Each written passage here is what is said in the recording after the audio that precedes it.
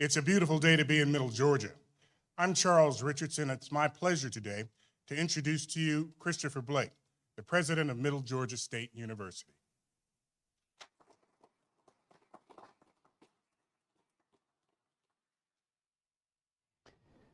Thank you, Charles, and good afternoon, everyone. It's a pleasure to gather and be with you today. Thank you for joining us at the Karen L. Core Classroom here on the Dublin campus, and later this address will also be available to the other campus communities online. This classroom was just opened recently in the ribbon cutting we did here. And it speaks to the hope and the vibrancy that this university represents, specifically in this community. I'm also delighted to know that Mrs. Core, the benefactor who worked for so long in nursing here in Dublin, she was on campus today. So she's gone home now, but she was here. I think she's enjoying knowing that her presence is still felt every day here. I have done a number of these, and as your president, I'm very, very pleased to gather the community together at least twice a year. We do it at convocation, and then we do it again mid-year. And the mid-year gathering is called the State of the University Address. And it's a chance for us to look about our work right midway through the year and to talk about, well, what did we think we were going to do and how well are we doing that? So that's what I'm going to focus on. And in all of the remarks that I make, I like to think increasingly the values that you see behind me are driving how we make our decisions and what outcomes we can measure in terms of the performance of the university and the work we do to make sure that another generation of students come here and leave with a life-changing and career-building education. There are 4 areas I'm going to focus on. That's not dissimilar from what we do at convocation. The first one is what I call the vital signs. A bit like when you go and have your annual checkup and they do the vital signs and want to know various things about your blood pressure and so on. We're going to look at our vital signs as a university. Secondly, I'm going to remind us that we have to have a strategy, that the busyness of the day in, the day out is vital, but so is the destination of where do we think we need to take this university. And I want to talk a bit more about that. Thirdly, I'm going to come to the theme of greatness. It's a tagline we've used often. We've said, find your greatness. I want to just give some illustrations of why I think we're a great university. And lastly, I want to talk about engagement, because that was the theme at convocation. I said, in this post-pandemic environment, we must engage. We must engage with each other, with our students, across the 180 miles that is Middle Georgia, and across the online communities, and make sure that people feel engaged. So those are the 4 things, and I'll have some concluding remarks at the very end. So let me start. And in terms of vital signs, I'm very proud of where we stand right now. As you know, at fall, we were down about 2.5% in our total enrollment. And that had reduced the drop we'd had from the previous year, the COVID drop, as I tend to call it. But now in this spring, that gap is getting smaller and smaller. As of today, we have globally probably about a 1% drop on where we were this time last year. So that 2.5 has shrunk to 1%. When we look at summer and when we look at fall, we're clearly back into a growth economy. We're tracking well ahead in terms of enrollment for summer and for fall. So I'm very proud of the work we're doing, our faculty, the scheduling, the teaching, our enrollment and admissions team, reaching out, our advisors in making sure that students are getting the support and the help that they need. And we are seeing already some of that, what I see as resurgence after COVID. So this fall, even though we were overall down our new student population at the undergraduate level, that rose by 14.8% or 250 students. And we can see that trend mirrored in what we anticipate for the coming fall. So there's some really strong pieces going on. It's probably known to many of us here that graduate enrollment is really pacing ahead. We have over 425 students in our graduate programs right now, and we're seeing large numbers of graduate students attending, and we're going to be building an opportunity for at least one of those programs to have an on-campus face-to-face presence, particularly to help with the retention of our international students. So there's some important planning and strategy being developed at graduate level. And I'm thrilled with that, and I urge that to continue. But I do want to note some caution. I don't want this just to be a speech which talks only about the good stuff. As of today, we're 138 138 undergraduate students lower than we were this time last year. So there is work to be done in recruiting and retaining those undergraduate students. They're the, if you like, the heart and the soul of the Middle Georgia experience. They're the ones that we want to bring into our housing and residential programs, and to go and eat in the cafeteria and be in the library. They're the ones that we want to make sure come into places like this, the Karen Core Classroom. So there's still some work to be done. The fruit of that work is being borne out. Please continue it. We're in a place where we can see that. And much of this has been the reason that the Board of Regents and the Chancellor had the faith of giving us this year, as you will remember, our first step in the tuition parity model that we have asked for with the Board of Regents. Year one is now underway, and we have seen no additional impact negatively in terms of debt or students dropping out because of financial aid issues. We have been able to sustain that level of strength of support while moving forward. In April, it is my belief that the Board of Regents will approve the second step. We have had that signaled from the University System Office. So we will continue this 3-year model of getting our parity closer. And with that, there's been some really very powerful illustrations of why that matters. I mean, our NCLEX, which is the nursing national exam, our NCLEX rates have increased by 11.8% because we've been able to channel those resources towards ensuring that our nursing students are getting the support to pass that national test. We've also been able to employ a care manager to make sure that our students get the support in terms of where they're at risk, where they need mental health support, and so on.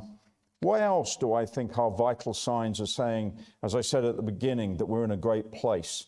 One that maybe gets somewhat lost in the background but is really important is that this year we had our 5th year report to SACS, our accreditors. We submitted our 5th year report. I'm on the SACS board, and I see a lot of materials from other institutions and see that most of those institutions have something that they haven't done right, that they need to correct, they need to work on, they need to repurpose themselves. We had a 100% clean slate. So I really want to give a shout out to all of you who have worked on SACS, all of you who have taken your responsibilities seriously to get the data, to report it. Particular shout out to Dr. Kevin Campwell, who leads our SACS operations. Kevin, we're grateful for you getting us into this prime position in terms of SACS. We had some great information last week from the Board of Regents. They voted on a new computer science degree. Why is that a vital sign? Because for 8 years we have been informed we can't do computer science. That's being done by the slightly more prestigious institutions. We're going to do information technology. Now we're doing information technology and computer science. We're going to do it face-to-face, we're going to do it online, and we're going to get the next generation of software engineers and computer scientists to be able to support the economy, whether it's at the base or whether it's in Macon or whether it's at Atlanta, around the state. We're going to be part of that pipeline. And so our vital signs, I can say today in this State of the University address, they're good. We're healthier than we have been in at least the years since the beginning of the pandemic. We truly are healthier. But like I try to remember, my wife and I try to remind each other, just because you might have a good week of exercise and healthy eating and feel a bit fitter, that doesn't mean you stop. It means you do it again next week. And that's what we have to do. We've got to keep going. So part 2, strategy.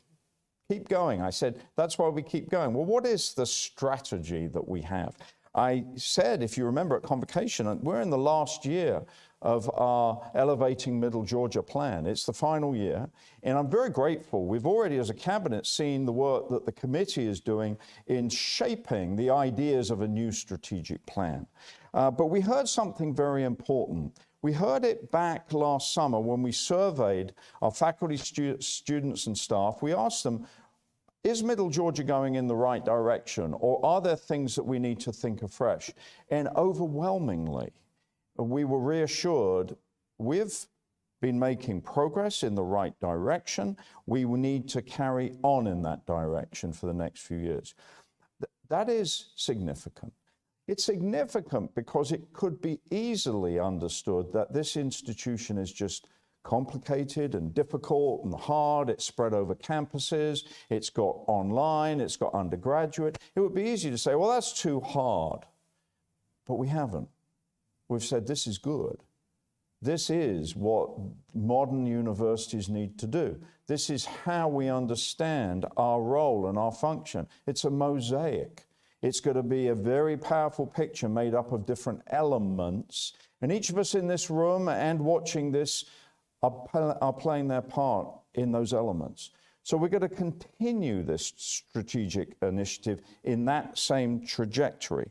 I also am pleased to report to you that the Chancellor made it clear to me that he wants us to carry on in this direction because he and the Board of Regents are pleased with the work that we have been doing. I think that's part of why they approved the tuition change last April.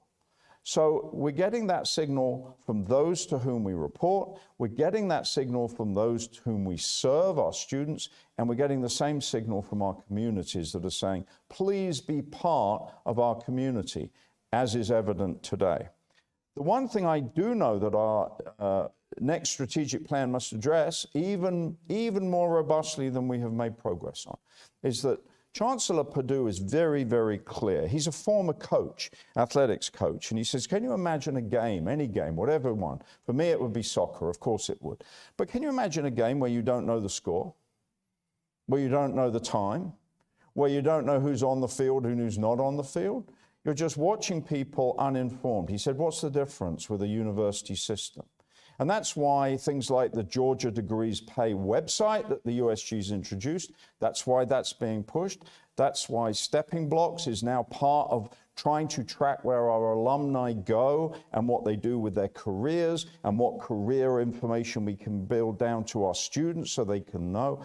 Chancellor Perdue is calling on the USG to be stronger in terms of dashboards and data. I am making the same call here today. We made terrific strides with our dashboards. I hope everybody goes, as I do regularly, to the IR dashboard search box on our website, and you can look at the amazing dashboards we have. But folks, we're not finished. We need to rethink it. I've asked the provost to rebuild data strategy. We're very glad he's brought in some leadership to help do that. And we need to be unequivocally clear about measuring our performance and knowing how to address it when it does not perform at the level that it needs to. So that's an essential part of our vision. And we're doing that for two simple reasons. Firstly, because the public has a right to understand, are the dollars that they invest in us worth it? I know, you know, we know, and our students know that that investment is worth it. So then the task of showing that is all the more joyful, all the more impressive. Why wouldn't we want to share? Let's imagine it's a soccer game that my team is winning 10-0. That's unlikely to happen, by the way. But nonetheless, you get the point. We have a good story, so let's make sure we use the data wisely to tell that story. And that's part of our responsibility to build the careers that students need in these communities and to maintain, not on the other hand, but at the same time, our accessibility and affordability. That's part of what that word up there, stewardship, is about. Make sure we steward our resources to be as accessible and affordable as the finest return on investment in the USG, and then have the dashboards to show that.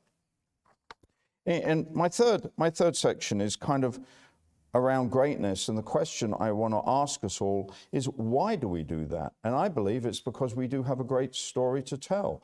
It is about our greatness, and I don't mean that with hubris and arrogance. Greatness is not about being, it can be about winning the national championship, and good on the Dogs for doing that, but that's not the only way to be a great institution. Greatness can be measured in so many more intimate, private, and yet life-changing ways. So, for example, we graduated over 1,500 students last year with a bachelor's and a master's degree. We know that about 80% of them are living and working in Georgia, within 75 miles of the Macon campus. In the spring, we will graduate our first ever doctoral students. The DSIT degree, the Doctor of Science in Information Technology, will have 28 students graduating. And I had a very personal expression of that greatness at commencement. And you'll forgive me for saying that commencement has a certain routine, and we do a number of ceremonies, and one can almost sort of get into it in an unreflexive way. Okay, here we go. And we were lining up one of the ceremonies at the back of the hall, and there was a gentleman standing there. And he was actually kind of in the line, but I wasn't going to say to him, hey, you're in the wrong place. Instead, we got chatting. And he asked what I did, and I told him, and I asked him what he did. And he told me that his daughter was going to cross the stage. And he told me he lived in New Jersey, and that his family had had a breakup many years ago, but he had watched from afar, and he couldn't believe that his daughter, who had been born prematurely and had suffered some physical challenges throughout her life, was going to walk across the stage. And as he's telling me this, he cries. He starts to tear up. And then he apologizes and says, I'm sorry, I'm being so emotional. To which I'm glad it was a sacred moment that I had the insight to say that you don't need to apologize. This is the best thing that you've done. And thank you for giving me the gift of knowing that what we do in this room means so much on a day like commencement. And I want you at commencement to remember that. You're changing the lives and thereby the communities that our students graduate from. And I don't know his name, but I shall always remember him because he gave me the gift of commencement that day as much as we gave him the gift of a degree. There are a couple of other things I want to say about greatness. And it's not just like the ribbon cutting that we did here, Julie, a couple of weeks ago with 150 people in here. That's great too, but there were a couple of things that sometimes greatness is things you find out or things that happen that you don't necessarily want to have happen. Because those of us on our Warner Robins campus know that Thomas Hall is currently closed. Well, as you know, even Georgia had winter weather on Christmas Eve. No, we really did. We really did have winter weather. And what happened, timing couldn't have been more unfortunate. On Christmas Eve, when it was dark at about 6 o'clock, the fire suppression system in Thomas Hall burst, the whole thing. And because it's fire suppression, it's right at the very top. Well, by 9 o'clock at night, somebody noticed that there was water gushing out of Thomas Hall. And for the next 3 hours, our facilities team were there.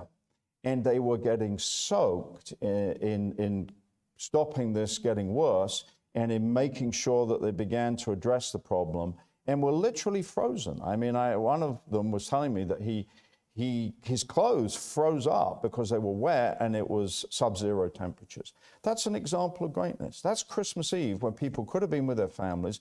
They were doing something for us, with us, because of what we stand for. That's an example of what we as faculty and staff do that I call great. It may not be famous, it may not make it into social media or on the media generally, but it's still great. And Courtney Anderson, I hope she'll forgive me. She's one of our master's degrees, nurses. She's doing an MSN, nurse practitioner master's. But she's also the sepsis coordinator for Atrium Navicent. And so she founded a nonprofit to increase awareness of the causes of sudden cardiac arrest, which we've all been seeing about recently. And that's something that one of our students has done. And she's now in charge of that, while she's studying, developing a nonprofit to help address the issue of cardiac arrest. That is a truly great thing. And so what I ask us to do is keep every day mindful in your conversations and your interactions of the greatness that your colleagues, your neighbors, the people that you work with, the greatness they're doing, and I would say that you are doing. Each of us here has an opportunity each day to do a small, great thing. There's all those things about a small act of kindness. There can be a small act of greatness too. It can often be the kind thing. So I just want us to stress, this university has made enormous strides because it's believed in the people, it's believed in itself, it's believed that we can do things at a higher level, and for 10 years we've demonstrated that. That has to drive the strategy as we go forward. And so my fourth and main point is the only way we're going to do that is if we're engaged. It can't be done in isolation. The old 16th century male British poet, no man is an island unto himself. Great insight. You're not an island. You're connected. And we are connected. And the pandemic was our worst enemy in that respect. And it even taught us some bad habits of isolation and learning. And I, in my own family, have family members that I still think have to kind of get outside a pandemic way of thinking. So this is real stuff for all of us. And at Convocation, I called for greater engagement. I called for, we needed to make sure that, yes, we address the needs of the working adult student or the working student who needs online classes, but also we need to be a haven where students will come and learn. We need to connect. We need to walk around and talk with each other. We need, let's go back to the sport. I was talking about coaching earlier. The Cabinet's heard it 1,000 times. Let's play soccer. Now, actually, I do mean let's play soccer. I used to like lunchtime soccer. It was a big thing as a high school kid. But I mean, let's look at even if you don't like the game, spend 10 minutes on Saturday morning. It'll be on, the EPL will be on there. Watch what they do for just 10 minutes. What do they do? I'll give you a clue. They have their responsibilities. They have their assigned roles. They have to perform or they're taken off. Somebody else is put on. But if all they do is their responsibilities and their own performances, they're still going to get taken off because they have to work together as a team. They have to support. They have to move around. They have to receive and they have to give. They have to anticipate. They have to work in subunits, taking out one area of the pitch so that they can dominate it. That is the best of teamwork. We're doing it across 5 campuses and online, and we're doing it each day, and we need to stay fit and trained for it like you might see in a soccer game. And I kind of used that analogy, didn't I, in a Blake's Take. I talked about the World Cup. Mind you, if you're not aware already, the World Cup is coming to Georgia in just 3.5 years. The Mercedes-Benz Stadium will be a host of the World Cup. And if any of you know how we can get tickets, please see me after this. But I'm deadly serious about this. I don't think that we have finished this work. I think engagement is ongoing, and I think we're still coming out of the hurricane of the pandemic. And so I want our residents' life people, I want our student life people, I want our faculty, I want our staff to think about ways in which we can connect. I want our alumni to feel that we're welcoming them back.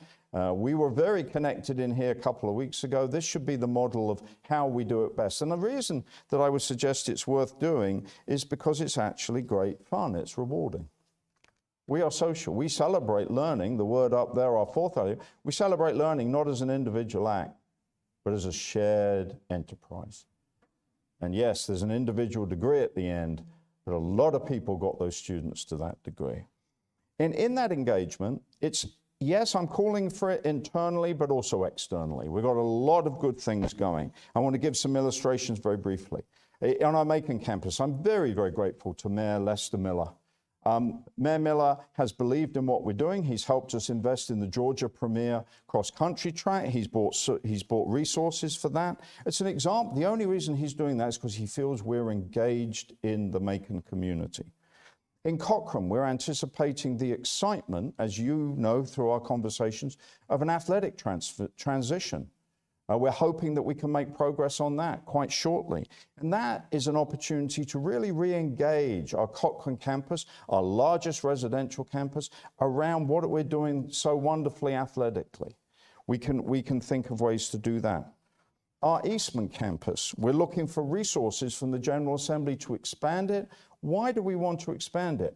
Not because we like a big campus, but because the demand is there. Because they believe in what we're doing in Eastman, because they like the camaraderie and the intimacy of that campus and that program. And now Ember Bentley and I are working to make sure that we get the money funded and hope that we will from our legislatures through the General Assembly. So Eastman is an engaged campus. Here in Dublin, through the help of Representative Matt Hatchett and Senator Larry Walker, we were able to do this marvelous renovation. And if you have not walked down to the nursing rooms down there, please do. They're incredible. And then Governor Kemp, who gave his State of the State address just this week, Governor Kemp added the additional money, and we were able to bring in over $6 million worth of renovations to this campus in order to be the main nursing education facility in Central Georgia and to serve a community around here. We have the VA across the road, we have Fairview Park. We want to be the pipeline that makes sure that the best nurses come from Middle Georgia across the road and into those facilities. And in Warner Robins, I talked about Warner Robins a moment ago getting flooded out. I also want to say it's a place where the ideas and the energy abound. So we want to take that Thomas Hall and think, how now do we use it to build a dual enrollment program, the Georgia Academy for high achieving Houston County students? How can we make sure that our new business and computer science degrees are available to the community down there? And continue to build on the STEM and the nursing tradition down there. Warner Robins is one of those places that's looking to be a technology and innovation center. And what I'm working to make sure, and I need the help of everyone here who's listening and in this room, is how can we make sure that we're not spectators on that, but at the table as participants on that? It's got to be a thriving city. And we are there, and we need to be players in that city. And finally, at the state level, I've mentioned one thing already. I need to make sure that we work hard to persuade the Board of Regents to get the tuition level adjustment. We need to continue that case of athletics transition to NCAA. We need to bring forward, the provost has talked about future degrees and has teed up the committees at the Board of Regents wonderfully to accept those degrees. And we need to build our amazing aviation presence and reputation so that it's not just a statewide presence, but it's a national presence, that it's a school that people might come to as the most affordable aviation school across the nation. So in conclusion, those are the big drivers. We are at a good place. I can declare today in this State of the University address, Middle Georgia State University has never been stronger, but it's going to be stronger yet in the fall. And we need to put our shoulder to the wheel to get it to that higher level. And I do promise you, when we get there, we can celebrate and relax for just a few days, and then we carry on that work, because that's what we're called to do. It's not a one-time effort. It's not a one-year cycle. It's a vision of change. And over the last 10 years, you have brought this university from a place of confusion and newness to a place of strength and hope and excitement. The communities recognize that, the Board of Regents recognizes that, the Chancellor recognizes that. We have done that as a team. I may be the captain on the team, but a team, at least in soccer, has 11 people. That's not one person, that's 11 people. We are those people, and we will continue to do this together. And so for the fall, I challenge us to bring in an even bigger enrollment class. I want to have more. The total number of 8,000 is totally realistic, but that's not really the number that counts. It's about the balance between graduate and undergraduate, between online and campus presence. It's about making sure our residence facilities have vibrant facilities and programs available. It's about making sure that our athletics teams are supported, and we can do that. We can do that if we follow the guiding principles of stewardship, engagement, adaptability, and learning. That's what we're going to do in the next 6 months. It's going to be exciting. It's going to be productive. I welcome the fact that we will gather again as a whole community for a whole day in early August, and I promise you that we will issue the date for that in the next week. You will hear when that's taking place. That will be convocation on our Macon campus. I invite comments on this State of the University address. Those can be sent to president@mga.edu. I look forward to engaging with you. I look forward to I've been on Cochrane this morning and Dublin now and Warner Robins tomorrow. So I'm excited about coming around. And if we don't get long to talk, it's still great to see you. Remember who we are. We're the Knights. Go do great work. Thank you, everyone. Go Knights. Let's play soccer too. Thank you.